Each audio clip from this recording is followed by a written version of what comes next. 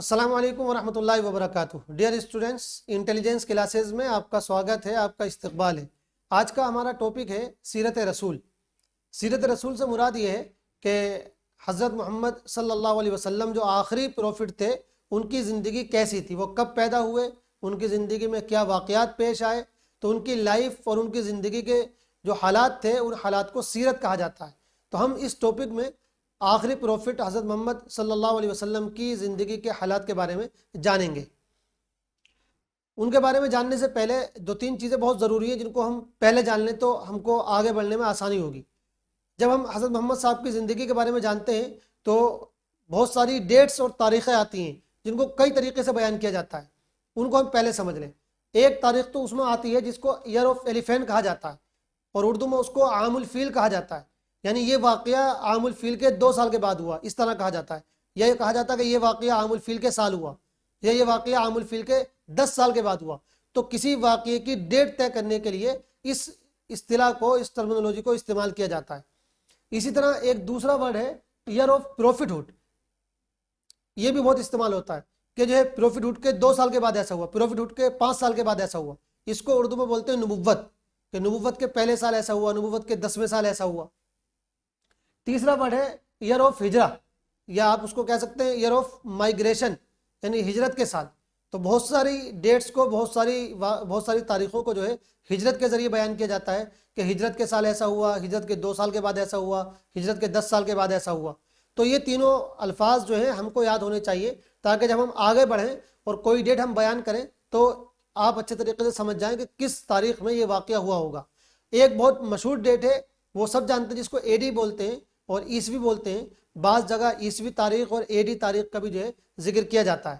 تو ہم انشاءاللہ جو آگے حالات پڑھیں گے، زندگی کے واقعات ہمارے سامنے آئیں گے، تو ان 3-4 تاریخوں میں سے ہی کسی ایک تاریخ کے ذریعے ہم انشاءاللہ بات کریں گے۔ حضرت محمد جس دور میں پیدا ہوئے اس دور کے بارے میں بھی 2-4 باتیں ہم کو بہت اچھی طرح سمجھ لینی چاہیے۔ دیکھیے، یہ بات تو سبھی جانتے ہیں کہ اللہ تعالیٰ نے ہر دور میں اپنے رسولوں کو بھیجا ہے، اپنے نبیوں کو بھیجا ہے، تاکہ دنیا میں جو خرابیاں اور برائیاں پیدا ہو گئی ہیں وہ آ کر ان برائیوں کو دور کریں اور لوگوں کی اصلاح کریں، لوگوں کو سمجھائیں، ان کو صحیح راستے پر لانے کی کوشش کریں۔ ہر دور میں نبی آئے ہیں، ہر دور میں رسول آئے ہیں۔ سب سے آخر میں اللہ پاک نے حضرت محمد صلی اللہ علیہ وسلم کو لاسٹ پروفٹ بنا کر، آخری رسول بنا کر بھیجا ہے۔ تو جب حضرت محمد اس دنیا میں پیدا ہوئے تو عرب کے اندر بھی، جس ملک میں آپ پیدا ہوئے اس ملک میں بھی اور پوری دنیا میں بھی بہت ساری برائیاں موجود تھیں، اور لوگ بہت ساری خرابیوں کے اندر مبتلا ہو گئے تھے۔ ان میں جو موٹی موٹی برائیاں ہیں 2-4، ان کے بارے میں ہم تھوڑی سی گفتگو کر لیتے ہیں۔ ایک بہت بڑی برائی ان کے اندر یہ تھی کہ پوری دنیا میں ایک خدا کو چھوڑ کر کئی خداؤں کو پوجا جاتا تھا، جس کو ہم شرک بولتے ہیں۔ ایک اللہ کو چھوڑ کر لوگ کئی خداؤں کی اور کئی اللہ کی عبادت کیا کرتے تھے، کئی گوڈس مانتے تھے، کئی جو ہے خدا مانتے تھے۔ دوسری برائی ان کے اندر یہ تھی کہ ان کے اندر بے حیائی بہت پھیل گئی تھی۔ بے حیائی کا مطلب ہوتا ہے جس کو کوئی لاج نہ رہے، جس کو کوئی شرم نہ رہے۔ چنانچہ جو ہے وہ سب کے سامنے جو ہے ایسی حرکتیں کر دیا کرتے تھے کہ ایک شریف انسان ان حرکتوں کو کر نہیں سکتا۔ زنا بہت پھیل گیا تھا، بدکاری جس کو ہم بولتے ہیں، بدکاری عام ہو گئی تھی، پوری دنیا کے اندر بدکاری پھیلی ہوئی تھی، اور عرب کے اندر بھی بدکاری پھیلی ہوئی تھی۔ اور باقاعدہ جو بد چلن عورتیں ہوتی ہیں، بدکار عورتیں ہوتی ہیں، ان کے اڈے جگہ جگہ بنے ہوئے تھے جہاں لوگ جا کر بدتمیزی کیا کرتے تھے۔ تو یہ دوسری بہت بڑی برائی تھی۔ تیسری ایک بہت بڑی برائی یہ تھی کہ ان کے اندر ذرا ذرا سی باتوں پر جنگیں چھڑ جاتی تھیں، معمولی باتوں پر ان میں آپس میں جنگ چھڑ جاتی تھی، لڑائی پیدا ہو جاتی تھی، اور وہ لڑائی کئی کئی سال تک چلتی تھی۔ اس طرح کی چیزیں ہسٹری میں ملتی ہیں کہ عرب کے اندر ایک شخص نے اپنے اونٹ کو دوسرے کے اونٹ سے پہلے پانی پلا لیا، اس بات پر جنگ چھڑ گئی اور کئی سالوں تک چلی۔ بہت سے لوگوں کا خون بہہ جاتا تھا آپس میں۔ جب جنگ چلتی تھی تو پھر دشمنی اتنی خطرناک ہو جاتی تھی کہ مرنے والا انسان اپنے خاندان والوں کو، اپنے بچوں کو وصیت کر کے مرتا تھا کہ دیکھو ان لوگوں نے ہمارے اوپر ایسا ظلم کیا تھا، ہمارے ساتھ انہوں نے ایسی بدتمیزی کی تھی، اس لیے جب تک تم ان سے بدلہ نہ لے لو چین سے مت بیٹھنا۔ تو ذرا ذرا سی باتوں پر دشمنیاں، ذرا ذرا سی باتوں پر جنگیں، یہ ایک عام بات بن گئی تھی۔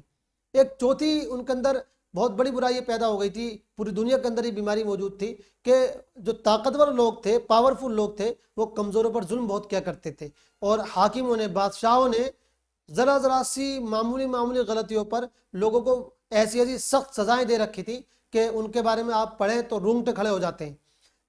ایران کے اندر पर्शियन एम्पायर जिसको कहा जाता है, वहाँ तो ऐसी सजाएं दी जाती थी कि किसी इंसान को जिंदा आग में भी जला दिया जाता था ज़रा सी गलती की बुनियाद पर। इसी तरह बादशाहों ने, हुकूमतों ने आम पब्लिक पर बहुत सारे टैक्सेस लगा रखे थे, इतने टैक्सेस लगा रखे थे कि एक आम इंसान उनको अदा करते करते बेचारा मर जाता था, उसकी जान पूरी चली जाती थी। तो ये जुल्म हुआ करता था पावरफुल लोगों की तरफ से और ताकतवर लोगों की तरफ से कमज़ोरों पर और आम लोगों पर। इसी तरह अरब के अंदर एक ख़ास बुराई थी जो बहुत ही ख़तरनाक बुराई थी, वो ये था कि अरब के लोग अपने घरों में लड़के की पैदाइश पर तो खुशियां मनाते थे, लेकिन लड़की के पैदा होने पर बिल्कुल भी खुश नहीं होते थे, बल्कि लड़की की पैदाइश को अपने लिए मनहूस समझते थे, गलत समझते थे। और यही वजह थी कि जब उनके लड़की पैदा होती थी तो उनका चेहरा बन जाया करता था, उनको बहुत गुस्सा आया करता था, और फिर उस लड़की को 2-4 साल की उम्र में वो लोग जिंदा गला खोद कर दबा दिया करते थे। बहुत से लोगों ने अपनी 2-2 साल की, 5-5 साल की, 8-8 साल की बच्चियों को जिंदा दबा दिया था। ये इतना संगीन जुल्म था कि इंसान सुनता है तो जो है डरने लगता है, कलेजा मुंह को आने लगता है। तो ये 4-5 बुराइयां उनके अंदर, अरब वालों के अंदर भी खास तौर से मौजूद थी और पूरी दुनिया में भी पाई जाती थी। इन हालात में हज़रत मोहम्मद सल्लल्लाहु अलैहि वसल्लम इस दुनिया में पैदा हुए। आपके पैदा होने की जो डेट है, डेट ऑफ बर्थ है आपकी, वो हमने यहाँ लिख रखी है 22 अप्रैल 571 AD, और इसको हम कहते हैं फर्स्ट ईयर ऑफ एलिफेंट, यानी आमुल फील का ये पहला साल था। जिस साल आमुल फील हुआ, जिस साल हाथियों का वाकया हुआ, उस साल आप पैदा हुए। और यह आता किताबों में कि हाथी के वाकये के 55 दिन के बाद आप पैदा हुए। हाथी का क्या वाकया है इसके बारे में जान लीजिए। एक बादशाह था, हबशा का बादशाह, एथोपिया का बादशाह, जिसको अब्रहा कहा जाता है। अब्रहा ने एक इंसिडेंट ऐसा हुआ, उसकी वजह से वो गुस्से में आया, और उसने ये इरादा किया कि मक्के के अंदर जो अल्लाह का घर है, जिसको काबा कहा जाता है, उस काबे पर हमला करेगा वो। चुनांचे वो अपनी पूरी फौज के साथ, पूरे लश्कर के साथ आया और बहुत सारे हाथियों को भी अपने साथ लेकर आया ताकि काबे पर हमला करे और काबे को ढा दे। तो चूंकि वो बहुत सारे हाथियों के साथ आया था, इसलिए इस हमले को, इस वाकये को हाथियों वाला वाकया कहा जाता है। फील जो लफ्ज़ है ये अरबी का वर्ड है, इसके माना हाथियों के होते हैं। चुनांचे वो आया हमला करने, लेकिन अल्लाह पाक की तरफ से ऐसा फैसला हुआ कि अल्लाह पाक ने अपने घर की हिफाजत की और कुछ परिंदों के जरिए उसके हाथियों को भी मरवा दिया।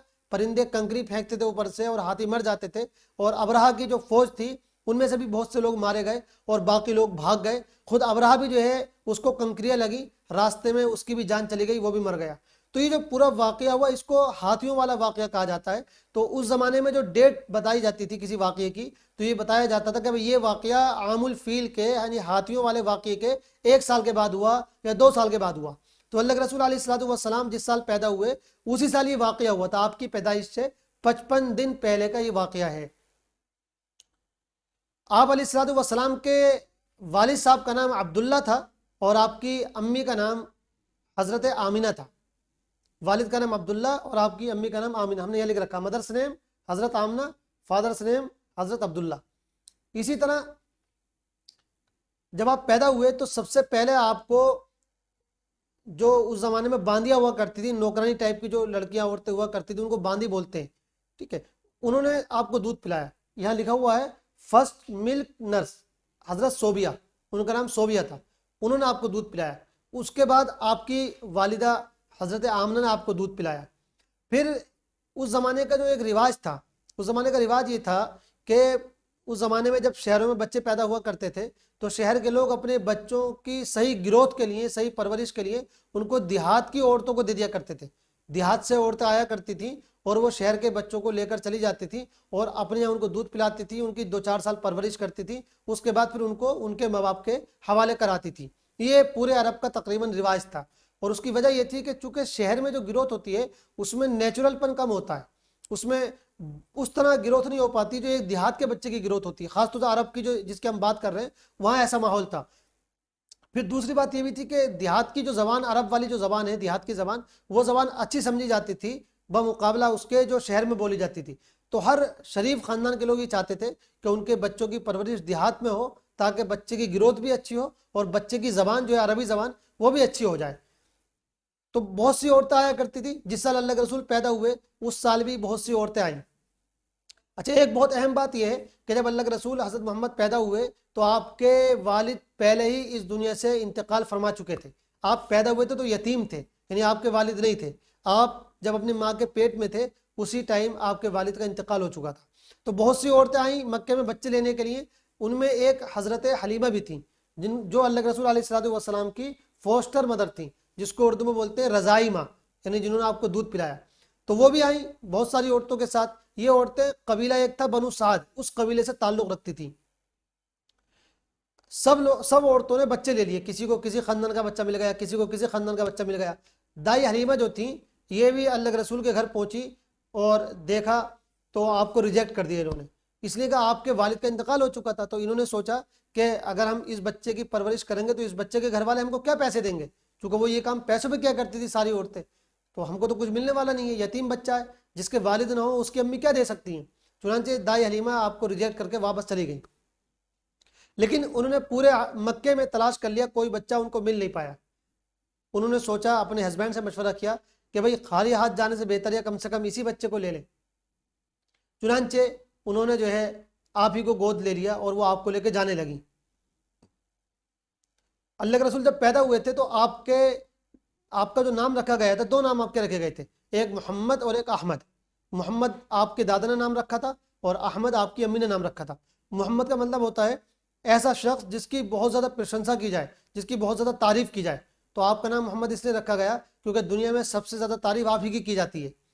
اور آپ کی امی نے آپ کا نام احمد رکھا تھا. احمد کا میننگ ہوتا ہے وہ شخص جو اللہ کی بہت زیادہ تعریف کرے.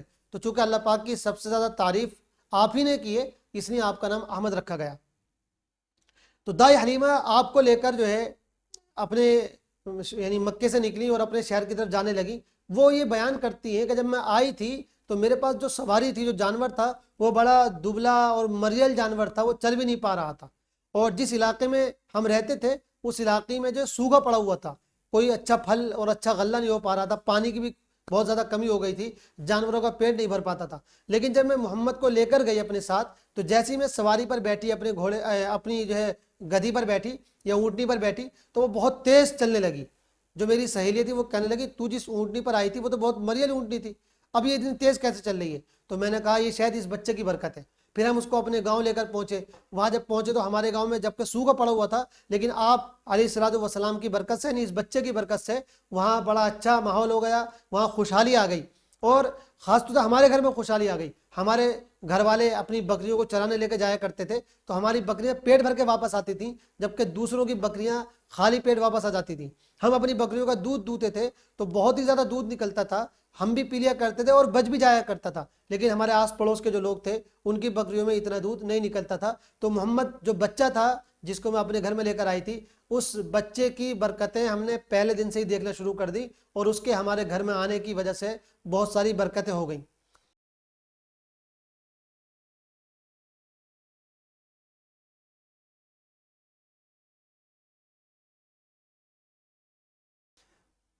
تو حضرت محمد جو ہے دائی حلیمہ کے گھر پلنے لگے, بڑے ہونے لگے. پھر یہ ہوا کہ 4-5 سال کی آپ کی ایج تھی, تو ایک ایسا انسیڈنٹ ہوا جس سے تھوڑا سا دائی حلیمہ گھبرا گئی. ہوا یہ کہ آپ اپنے چھوٹے چھوٹے بچوں کے ساتھ کھیل رہے تھے, ایک فرشتہ آیا اور فرشتے نے آپ کے سینے کو چاک کر کے اس میں دل آپ کا نکالا. یعنی آپ یہ کہہ سکتے ہیں کہ آپریشن کیا ہارٹ کا, اور دل نکالنے کے بعد جو ہے, ہارٹ نکالنے کے بعد جو ہے اس کی دھلائی کی, صفائی کی. کس چیز سے دھلائی کی؟ جو آب زمزم ہے, زمزم جو کنواں, اس کا جو پانی تھا, اس پانی سے آپ کے دل کو صاف کیا گیا. اصل میں بات یہ ہے کہ ہر انسان کے دل میں اچھائی کا جذبہ بھی ہوتا ہے, برائی کا جذبہ بھی ہوتا ہے, اسی لیے انسان اچھائی بھی کرتا ہے, برائی بھی کرتا ہے. ہر انسان کے دل میں یہ بات رکھی گئی ہے. لیکن جو نبی ہوتا ہے اس کے دل کو اللہ پاک اور صاف کر دیتے ہیں تاکہ وہ برائی کی طرف بالکل نہ جا سکے, اس سے کوئی برائی نہ ہو سکے. تو اس لیے آپ کے دل میں جو برائی کی جو چیزیں تھیں ان کو پاک صاف کر دیا گیا, ان کو دھو دیا گیا, آب زمزم سے دھویا گیا. اور جن بچوں نے, جو آپ کے گھر کے بچے تھے, انہوں نے جب یہ دیکھا کہ ایک فرشتے نے آپ کو لٹا رکھا ہے اور وہ آپ کے ساتھ ایسا کر رہا ہے, تو وہ گھبرا کر امی کے پاس واپس آئے اور دائی حلیمہ کو بتایا کہ ایسا ایسا ہو گیا. دائی حلیمہ فوراً بھاگ کے گئیں. جب تک وہ پہنچی تو یہ پورا معاملہ ہو چکا تھا, فرشتے جا چکے تھے. انہوں نے آپ کو دیکھا تو بالکل وہ آپ صحیح سالم تھے, آپ کو کچھ لگا ہی نہیں, سینے پہ بھی دیکھا تو کوئی نشان نہیں تھا. تو یہ ایک ایسی سرجری کی گئی تھی, ہم کہہ سکتے ہیں, جو اللہ پاک نے فرشتوں کے ذریعے کروائی تھی, جس کا کوئی نشان باقی نہیں بچا تھا. خیر وہ تھوڑا سا گھبرا گئیں. یہ جو واقعہ ہوا یہ اس ٹائم ہوا جب آپ علیہ الصلوۃ والسلام کی جو ایج تھی وہ 4 یا 5 سال کی تھی, جو ہم نے یہاں پہ لکھ رکھا purifying of heart, as 4-5 years. फिर उसके बाद दाई हलीमा आपको लेकर आपके शहर मक्का आ गई और आपकी वालदा यानी आमना को दे दिया। हज़रत आमना ने कहा कि आप घबराएं नहीं, मेरे बेटे को कुछ नहीं हो सकता है। मेरे बेटे की जो पैदाइश हुई थी उसमें मैंने ऐसी ऐसी चीज़ें देखी थी कि इसको कोई भी बुराई नहीं पहुंच सकती है। बहरहाल तो 4-5 साल तक आप दाई हलीमा के पास रहे।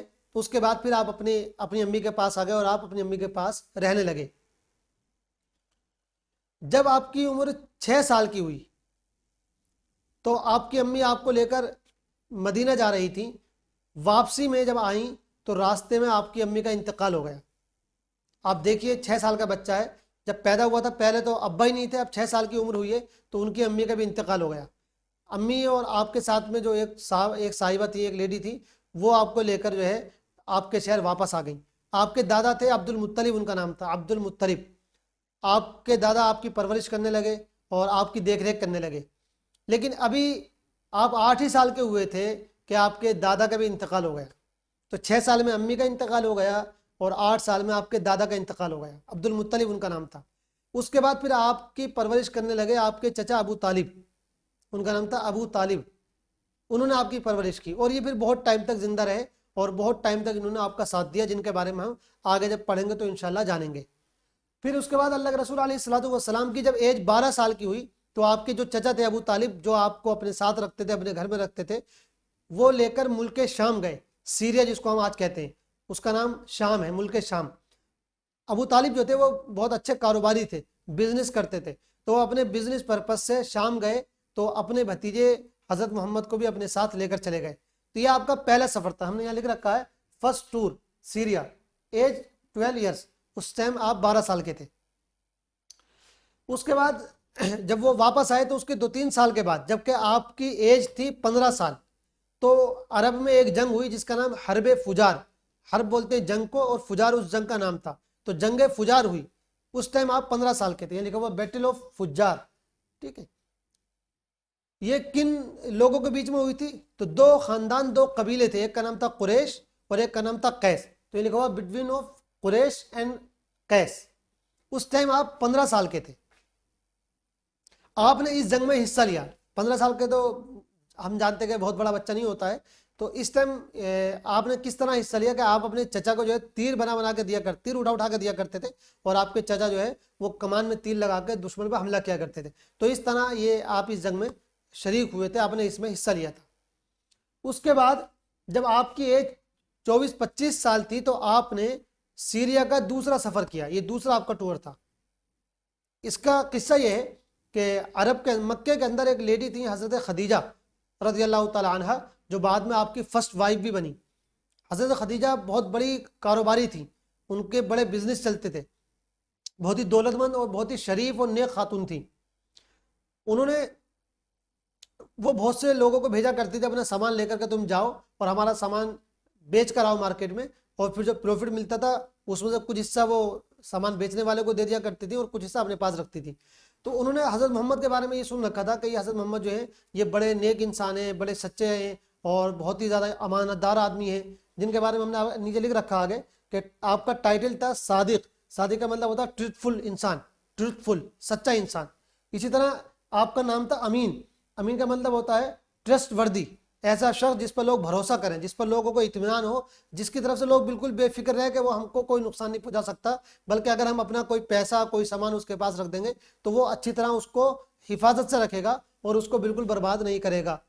तो ये आपके नाम थे सादिक और अमीन। बिल्कुल छोटी उम्र से ही लोगों ने आपको सच्चा और अमानतदार कहना शुरू कर दिया था। सादिक ये अरबी का वर्ड है और अमीन ये भी अरबी का वर्ड है, यानी सच्चा और अमानतदार। तो हज़रत खदीजा ने आपके बारे में ये सुना कि बड़ा सच्चा इंसान है ये नौजवान बहुत ही अमानतदार है, बहुत ईमानदारी से काम करता है। तो उन्होंने इस मर्तबा अपना पैसा लेकर, अपना सामान लेकर आपको भेजा कि जाइए और हमारे सामान से, हमारे पैसे से आप कारोबार कीजिए, और साथ में अपने गुलाम जिसका नाम मैसरा था, मैसरा, उसको भी आपके साथ भेज दिया।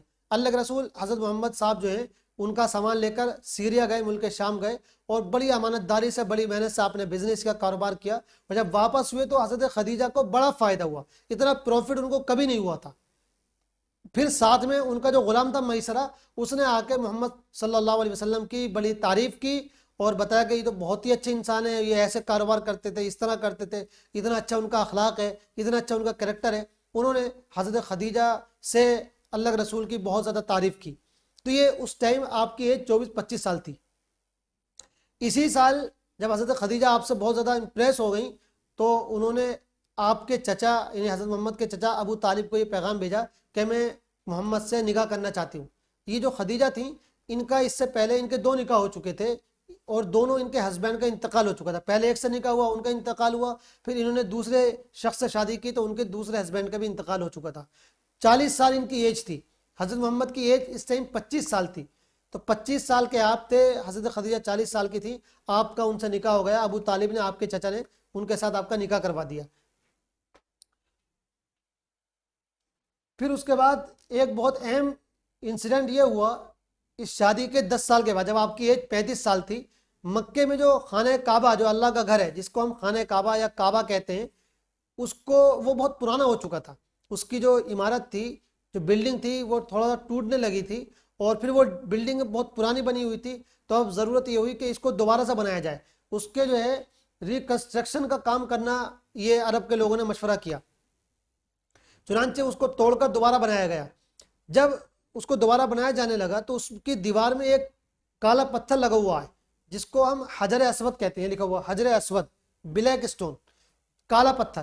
یہ بہت ہی مقدس اور برکت والا پتھر سمجھا جاتا ہے. اس کی ہسٹری میں یہ آتا ہے کہ یہ پتھر جنت سے لایا گیا تھا اور فرشتوں کے دوارا اس کو خانہ کعبہ میں لگا دیا گیا تھا. یہ خانہ کعبہ جو ہے اللہ کا جو گھر ہے مکے میں, یہ بہت پرانا گھر ہے.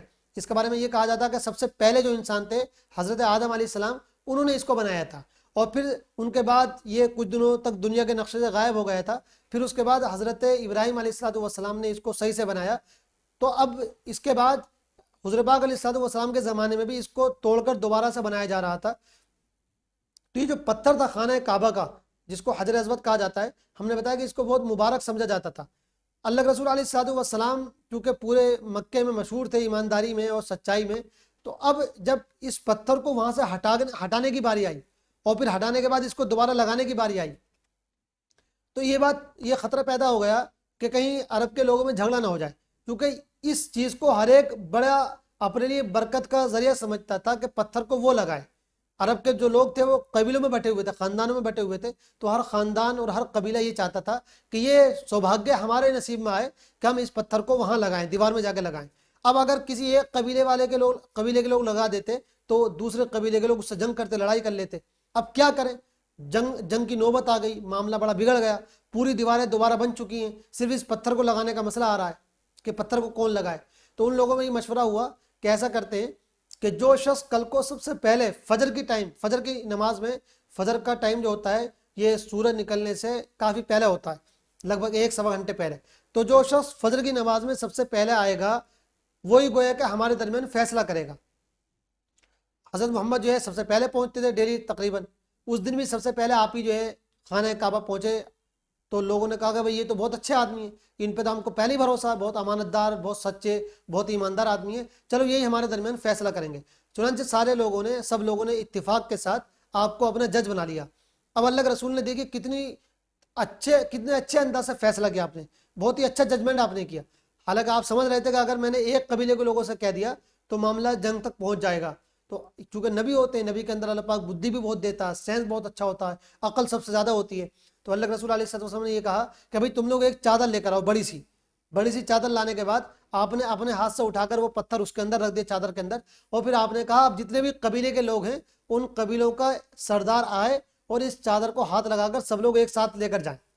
تو اس طرح سارے قبیلے کے لوگوں کو گویا کہ یہ سبھاگیہ مل گیا کہ انہوں نے پتھر کو یہاں سے وہاں تک پہنچا دیا جہاں اس کو دیوار میں لگانا تھا. جب وہاں پتھر پہنچ گیا تو اللہ کے رسول علیہ السلام نے چادر سے اٹھا کے اپنے مبارک ہاتھوں سے اس پتھر کو دیوار میں لگا دیا.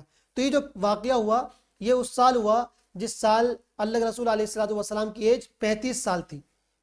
تو ہم کہہ سکتے ہیں کہ یہ واقعہ 35 عام الفیل کو ہوا, یعنی 35 ایئر آف ایلیفینٹ, 35 عام الفیل کو یہ واقعہ ہوا.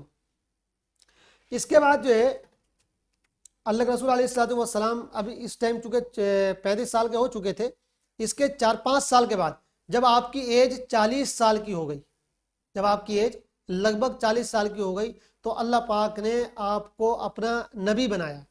اب تک آپ زندگی گزارتے تھے, بہت اچھی آپ کی زندگی تھی, اور آپ بھی یہ دیکھا کرتے تھے کہ بھائی اس دنیا میں لوگ کس کس طرح اللہ کی عبادت کر رہے ہیں, اور یہ طریقہ تو صحیح نہیں ہو سکتا ہے, کوئی 10 خداؤں کو مان رہا ہے. خود خانہ کعبہ کے اندر جو ہے 350 کے قریب یعنی 360 بت رکھے ہوئے تھے. تو اللہ کے رسول کو یہ سب چیزیں اچھی نہیں لگتی تھیں, چونکہ نبی جو ہے شرک سے بہت زیادہ پاک ہوتا ہے. آپ سوچتے تھے کہ یہ تو ایسا خدا نہیں ہو سکتا, کئی خدا نہیں ہو سکتے اس دنیا کے, اس دنیا کا تو کوئی ایک ہی خدا ہو سکتا ہے. تو آپ سوچتے تھے کہ وہ صحیح مذہب کیا ہے, وہ صحیح طریقہ کیا ہے جس پر چل کر میں اللہ کی خوشی حاصل کر سکتا ہوں, اللہ کو راضی کر سکتا ہوں. اس کے بارے میں آپ سوچا کرتے تھے. تو کبھی کبھی آپ اپنے گھر سے کئی ٹائم کا کھانا لے کر, ایک پہاڑ وہاں پر ہے جس کو جبل نور کہا جاتا ہے, نور پہاڑ کہا جاتا ہے, وہاں ایک گفا ہے جس کا نام غار ہرا ہے. آپ وہاں چلے جاتے تھے, کئی دن آپ وہاں رہتے تھے اور اللہ کا دھیان لگاتے تھے, جس کو ہم مراقبہ بولتے ہیں اردو میں, اور ہندی میں آپ لوگ دھیان کہہ سکتے ہیں. کہ وہاں جا کر آپ اللہ کے بارے میں دھیان لگاتے تھے, اس دنیا کے بارے میں سوچتے تھے کہ اس دنیا کا سسٹم کون چلا رہا ہے, یہ دنیا کیسے بنی ہے, اس دنیا میں انسانوں کے آنے کا مقصد کیا ہے, اور یہ دنیا کب ختم ہوگی, اور ختم ہوگی تو اس کے بعد کیا ہوگا, انسان کیوں اس دنیا میں بھیجے گئے ہیں, ان کا کیا مشن ہے, کیوں ان کو یہاں بھیجا گیا ہے, ان کے آنے کا مقصد کیا ہے. ان ساری چیزوں کے بارے میں آپ سوچا کرتے تھے. تقریباً 4-5 مہینے سے زیادہ آپ کو ہو چکے تھے روزانہ جاتے ہوئے. آپ جاتے تھے 3 دن 4 دن وہاں رکتے تھے, پھر اپنے گھر آتے تھے, پھر کچھ دن گھر رک کے پھر چلے جاتے تھے. اس طرح آپ وہاں جا کے دھیان لگایا کرتے تھے. تو جس سال آپ 40 سال کے ہوئے ہیں, اس سال آپ علیہ الصلوۃ والسلام پر پہلی مرتبہ اللہ کا میسج آیا, اللہ کی وحی آئی, ریولیشن ہوا.